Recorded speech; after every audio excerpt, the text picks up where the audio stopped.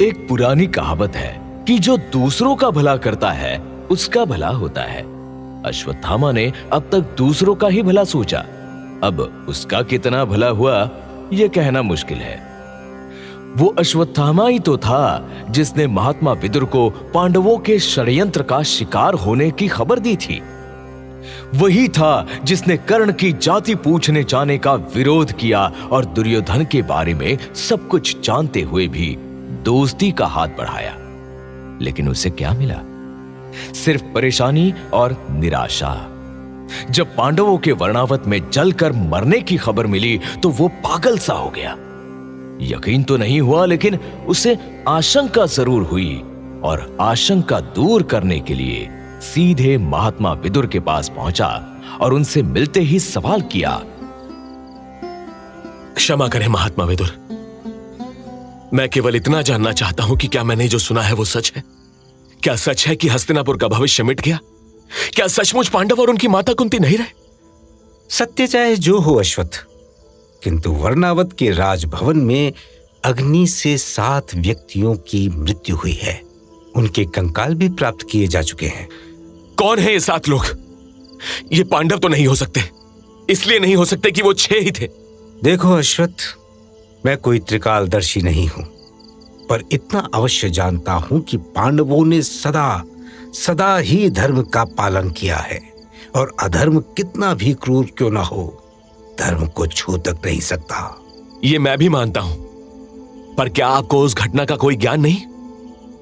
मैंने आशंका जताई थी, तो क्या आपने उन्हें सावधान नहीं किया? चिंता मत करो अश्वत्थ, उचित समय आने पर तुम्हें सारी सूचनाएं मिल जाएंगी। पांडव यदि जीवित हुए भी तो अवश्य ही किसी संकट में होंगे। महात्मा विदुर का इशारा बिल्कुल साफ था। अश्वत्थामा को भरोसा हो गया कि पांडव जीवित है, लेकिन दुर्योधन के डर से किसी जंगल में छुपे होंगे। अश्वत्थामा उनका पता भी नहीं लगा सकता था। अगर पांडवों के जिंदा होने की बात करता तो दुर्योधन पांडवों की खोज करने के लिए वर्णावत में सैनिक भेज देता, और अगर पांडवों को बचाने की बात करता तो दुर्योधन का दुश्मन हो जाता।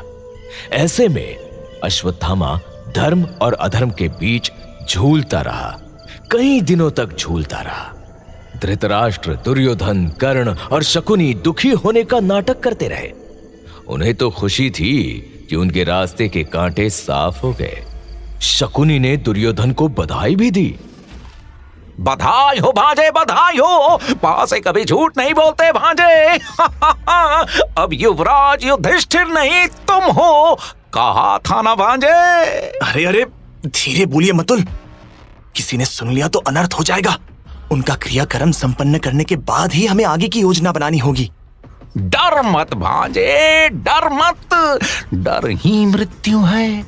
अब तेरा कोई कुछ नहीं बिगाड़ सकता। महल के बाहर आंसू बहाओ और महल में उत्सव मनाओ। लेकिन सच तो ये था कि जिन्हें वो राख समझ रहे थे वो चिंगारी थे और जंगलों को पार करते हुए ठिकाने की तलाश कर रहे थे। हुआ ये था कि कृष्ण चतुर्दशी के दिन पांडवों ने भारी यज्ञ किया, गरीबों को भोजन कराया। एक गरीब स्त्री भरपेट भोजन करके अपने 5 बच्चों के साथ वहीं सो गई। पुरोचन को भी नींद आ गई। उसे तो अगले दिन भवन में आग लगानी थी, लेकिन मौका पाकर भीम ने उसी रात आग लगा दी। पूरा भवन धू धू कर जल उठा।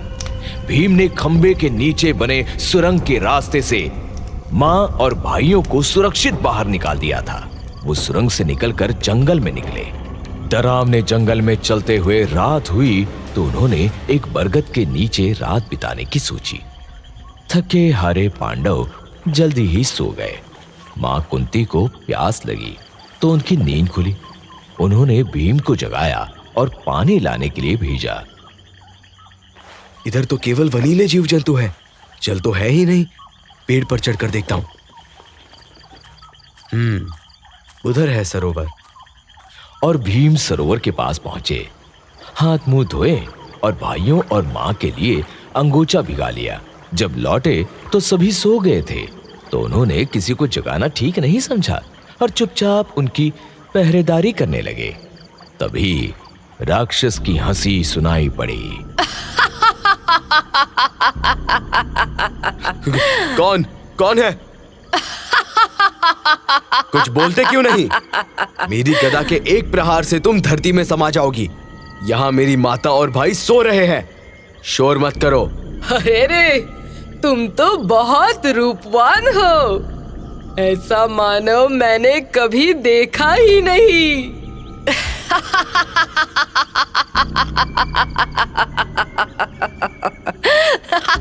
ओ, तो तुम मुझ पर दया दिखा रही हो? तुम हो कौन? मैं हिडिंबा हूँ और उधर मेरा भाई हिडिंब है। हम नरभक्षी है। मेरा भाई तुम्हें मारकर अपना आहार बनाना चाहता है, इसीलिए मुझे भेजा। पर मैं तो तुम पर मोहित हूँ, नहीं मारूंगी तुझे। तुम मुझसे विवाह करोगे? तुम बहुत सुंदर हो, राक्षसी कैसे हो सकती हो? ये सब अभी नहीं बताऊंगी। मेरा भाई हिडिंब आ गया तो तुम सबको मारकर खा जाएगा। उसका कोई भरोसा नहीं, मुझे भी मार डालेगा। देखो, कच्ची नींद में मैं मेरे माता और भाइयों को नहीं जगाऊंगा। पर तुम डरो नहीं, तुम्हारा भाई हमारा कुछ नहीं बिगाड़ पाएगा।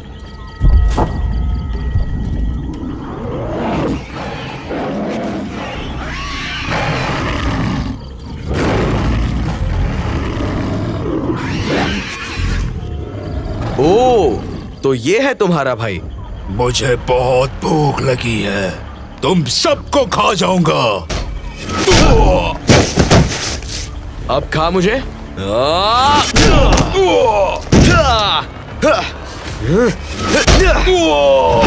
और भीम ने हिडिंब को इतना मारा कि वो गिर पड़ा। इसके बाद भी उसे नहीं छोड़ा, उसके पैर पकड़ के हवा में घुमाकर दूर फेंका। हिडिंब की जान चली गई। अब इतना कुछ हुआ तो भीम के भाइयों और माता की नींद खुल गई। हिडिंबा ने कुंती के पैर पकड़े और भीम से विवाह करने की विनती की। भीम का भी विवाह करने का मन हो गया, इसलिए मां ने आज्ञा दे दी और फिर भीम और हिडिंबा का गांधर्व विवाह संपन्न हुआ। दोनों कुछ दिनों तक साथ रहे और फिर छुपते छुपाते एक चक्र नगरी की ओर बढ़े। यहां से कहानी में एक नया मोड़ आया। अनजाने में ही पांडव अश्वत्थामा के पिता आचार्य द्रोण के दुश्मन द्रुपद से जा मिले। अब सवाल है कि क्या अश्वत्थामा को इसकी जानकारी मिली?